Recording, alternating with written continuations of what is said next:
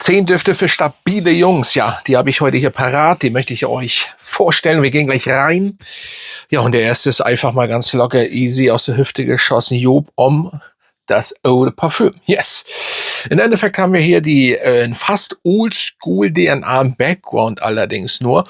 Und dann was schön, ich würde schon fast sagen, Karamell-Nussiges im Vordergrund. Und das aufgebaut auf die Job Homme DNA, die wirklich aber im Hintergrund mitschwingt, wenn man die kennt, ne, logischerweise. Ein bisschen auch vielleicht die ältere. Und ja, ist süß, aber das ist eben Job. Und der hält ewig, das ist stabil. Und deswegen, ja, für die Jungs, die stabil sind, vielleicht auch stabil tun, whatever, ist auf jeden Fall dieser Duft nice. Job Homme. Ich bin der Meinung, ist das Haselnuss? Oder was ist da auch drin? Ich glaube, müsste lügen, aber auf jeden Fall ein sehr süßer, penetranter Duft vielleicht, aber der eben trotzdem die Aura immer noch von Job hat und einfach das widerspiegelt und draußen bei Käthe vor allen Dingen sehr gut ankommt. So. Der nächste ist der Matrose von Jean Paul Gaultier. Le Mal, ja, ganz klar, Lavendel, Kaugummi-Style, Vanille, Tonkabohne. Das ist der Duft. Und im Endeffekt, Freunde, der funktioniert einfach immer noch. Und ich hoffe, dass Sie ihn nicht einstellen, weil dann wird er auch noch in 1000 Jahren funktionieren. Das ist einfach so. Ja, diese DNA gibt's auch so nie wieder. Und wir reden nicht von denen, die das nachgemacht haben. Nein, so eine Art, die Idee ist wirklich genial. Also, keine Ahnung, das ist einfach eine DNA, die kannst du aus 1000 Düften rausriechen und die kommt immer noch gut an. Und für die Leute übrigens, die meckern, wegen an Haltbarkeit, Sillage, die Sillage ist bombastisch, der füllt Räume immer noch.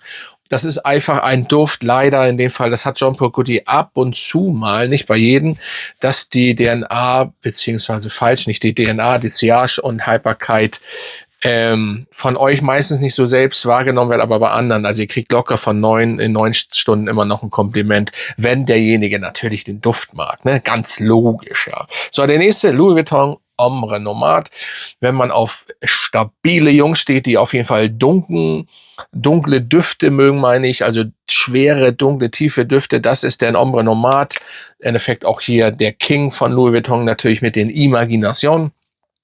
Auch das ist eigentlich ein Duft für stabile Jungs, aber ich habe den Ombre Nomade jetzt, weil gerade Winter ist, dunkel, udig, ledig für mich so ein bisschen und einfach schwer, nices Teil, aber wie oft habe ich den schon vorgestellt? Ja, Ombre Nomade funktioniert einfach. Ein orientalischer, dunkel, fast schon arabischer Duft, ja. Und der nächste ist einer der besten Barbershop-Düfte und zwar Zino Davidoff. Ja, Zino Davidoff, schönes Teil. Stabil, und da kann man wirklich stabil sagen, mit Tabak, Lavendel-Tabak, ein bisschen seifig und einfach dieser Oldschool, in Anführungsstrichen, Lavendel, aber nichts hier mit Opa, Oma, nein. Das ist ein maskuliner, männlicher Barbershop-Duft von allerfeinsten und auch den sprühe ich hier mal, da habe ich einige Flakons, weil du kriegst ihn in Anführungsstrichen leider hinterhergeschmissen, verramscht wird dafür 20 Euro, 120 ml sind das, glaube ich, ne? Er ist so gut, warum er verramscht hat, ich weiß es nicht. Und die Haltbarkeit und das Sillage ist gar nicht mal so verkehrt, wie er mal hingestellt wird. Also der hält auch locker seine 7, 8 Stunden und er ist in der Ausstrahlung für andere auf jeden Fall stark wahrnehmbar. Ne? Also ich kenne jemanden, der den getragen hat und ich habe immer den nach 7 Stunden noch auf einer Geburtstagsparty gerochen und der hatte die Version drauf und nicht die alte Version. Ne? Ja, so der nächste. Ja, den habe ich weiß nicht, wann ich den mal vorgestellt habe. Das ist schon sehr lange her. Acqua di Parma Oud. Aber für mich ist das ein Oud-Duft, der komplett unter den Radar fliegt. Weil dieser Oud-Duft, das ist geil. Der hat man kennt ja Acqua di Parma, frisch, dann holzig, schon stark holzig und ein sehr starkes Oud, aber irgendwie für mich kein Kuhstall-Oud. Es sei denn, man hat noch nie Oud gerochen, dann wird das auch so sein. Aber mit Leder verfeinert. Ein schönes Teil, Oud und Leder sehr präsent, aber mit einer richtig coolen, holzigen Frische im Background. Das ist der Duft. Also der ist, ich weiß nicht, ob er immer noch so ist. Die Version hier ist die, wo er rausgekommen ist. Das kann natürlich sein, dass der jetzt anders ist. Da bin ich komplett raus. Das weiß ich nicht. starke Haltbarkeit, da reden wir wirklich von über 13, 14, 15 Stunden und eine sehr starke CH. Also ich habe Leute früher, die haben Kopfschmerzen im Auto bekommen. Das ist ein Monstrum in Endeffekt. Aber nochmal, das ist die erste Version. Aber trotzdem, ich glaube, sie haben sich nicht groß verändert, jedenfalls von der DNA her, und das ist bombastisch. So, und für Leute, die gleich meckern, warum stelle ich ihn denn vor, wenn ich den neuen nicht kenne? Du kannst mir ja gerne den neuen kaufen, den kann ich auch gern vorstellen. Aber ich habe eben die Düfte und ich weiß, dass diese DNA gut ist und die DNA riecht ja nicht komplett anders, es sei denn, du kaufst den Dior Homme Parfüm, da haben sie ihn doch komplett schwachsinnig kaputt gemacht, da haben wir das. Aber da sollte man sich ja ein bisschen mit auskennen, ne? So, der nächste ist auch männlich, Leder, Himbeere. Und jetzt habe ich mal den Original Tuscan Leather. Nicht William in London, nicht Siage, sondern Tuscan Leather. Ja, und die sprühe ich ja auch mal. Dann haben wir hier völlig richtig reingehauen. Ja, und hier haben wir natürlich klar die Himbeere, aber schon sehr starkes, richtige Lederjacke. Und so ist Tuscan Leather. Ich habe mir echt überlegt, weil das ist eine alte Version. Das ist wirklich der G bombastisch stark. Das ist 100 fast noch voll. Da sind noch 97 drin, weil ich den kaum benutze. Aber ich überlege immer mal zwischendurch den zu verkaufen. Auf Parfume meinetwegen. Aber dann wird das nicht billig, weil das ist eben, ja, aber irgendwie dann doch nicht, weil das ist irgendwie, ich habe die alten Tom Ford Düfte und das ist eben genial. Die neuen, ja, ne, aber das und überhaupt die ich habe, es ist schon, na gut, ich habe hier das auch Ombre Nomad und den Oud gesprüht, aber Tuscan Leather, schon nice. So, und der nächste ist ein günstiger Duft, Lattafa Art of Universe. Warum habe ich den genommen? Wenn ihr einen frischen, so mit Bergamotte und so weiter, aber süßen, maskulinen oder bisschen stärker süßeren, sag ich mal, Blue Talisman haben wollt, dann ist das euer Duft. Und ja, Blue Talisman ist perfekte, ausbalanciert, nicht so süß, nicht so stark, schon süß, aber auch frisch. Und das ist hier alles ein bisschen penetranter, gut 8 Stunden Haltbarkeit. Also wenn ihr diese Art haben wollt, wo ihr nicht so viel Geld ausgeben wollt, dann ist der Art of Universe perfekt, würde ich mal behaupten, ja. Genau. Ja, schönes Teil. Nochmal vielen Dank zwischendurch übrigens, wenn ihr die Videos mit meiner Frau gut findet. Ich habe ihr das mal erzählt, kommt gut. Aber wie gesagt, es wird ab und zu mal kommen oder wenn sie hier so reinspringt ins Video, dann kann das passieren und dann machen wir das und es ist sehr gut angekommen. Und das ist einfach auch wirklich so, wie es ist. Und das kannst du auch so nicht spielen. Das ist bei uns so, ne? Easy, Alter. Das ist einfach easy. So, Phantomas ist auch easy. Phantomas Nasomate. Das muss man aber wirklich mögen. Die Gummimelone und bisschen abgenutzte Reifen. Ja, mein Administrator hat den mal gerochen auf Sylt. Das ging gar nicht. Das hat ihn so penetrant genervt. Und ja, aber ich finde den Phantomas, wenn man ihn tragt, oder genau, wenn man ihn aufgetragen hat meine Fresse, was ist denn hier los? Dann, hier, guck mal, Phantomas schon in der Hand hier und schon wird man wild und wäre im Kopf. Ne? Und Phantomas, ja. Ich weiß nicht, ob meine Frau im Wohnzimmer da hinten sitzt, keine Ahnung. Ob sie den Phantomas findet sie auch, glaube ich, nicht gut. I don't know. Ja. Das ist eine schöne Gummimelone. Hat schon was. Wäre mal ganz interessant. Ich weiß gar nicht, ob sie den gerochen hat. Ich glaube, den mag sie auch nicht. Und ja. Ist sie da? Kann ich nicht sehen, weil das Zwischending zu ist. Und hier haben wir den nächsten. Vielleicht kommt sie noch.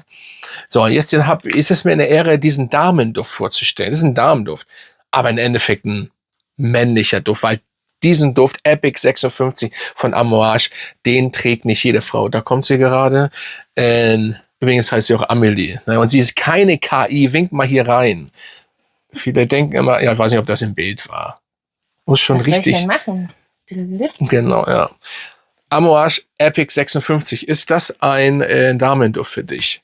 Also, ich würde sich, so wie der Epic Man für Männer sein sollte, ist dieser Duft. 56 heißt 56% Ölanteil. Also den muss man aufpassen beim Sprühen. Hält ewig, Sillage bombastisch. Aber wie würdest du den einschätzen? Würzig? Älter. Nein.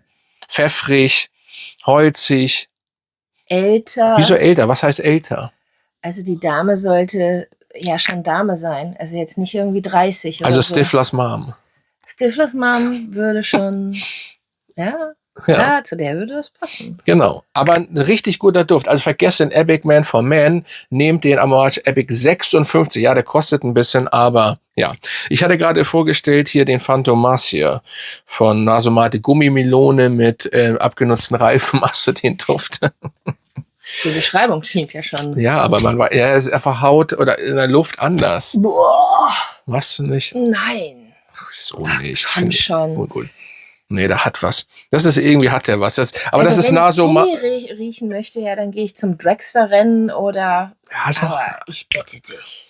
ja, aber ist auch noch ein bisschen anders, ne? Was ist da eigentlich noch drin? Weiß man immer nicht so, ne? Bei denen. So, zum Schluss der Duft, wo mich alle fragen, welchen Duft würdest du mir vorschlagen, wenn man heiratet? Dann sage ich immer Reflection Man von Amouage auch hier. Weil das für mich einer der schönsten, ich sprühe mal Vorsicht, einer der schönsten Düfte für mich ist, was das angeht. Hat vielleicht ein bisschen Ähnlichkeiten mit denen, aber ne, nur im Hintergrund. Aber das ist einfach die Orangenblüte frischer. Zum Heiraten finde ich, ist das ein schöner Duft meines Erachtens. Ja, mein Tipp zum Heiraten, einfach nicht machen. Ja, das ist ja was anderes. Das ist ja wieder was anderes. Aber wenn man einen Duft benutzt, was ist dann? Dann geht der doch, oder nicht? Ja gut, die Flasche ist dann irgendwann leer. Ist bei Männern ja auch so.